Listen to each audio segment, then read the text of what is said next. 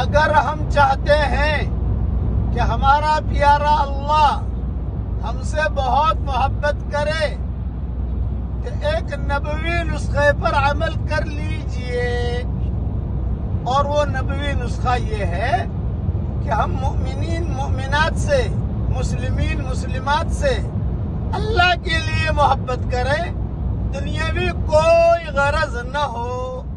میاں بیوی آپس میں اللہ کے لیے محبت کریں، دنیاوی کوئی غرض نہ ہو۔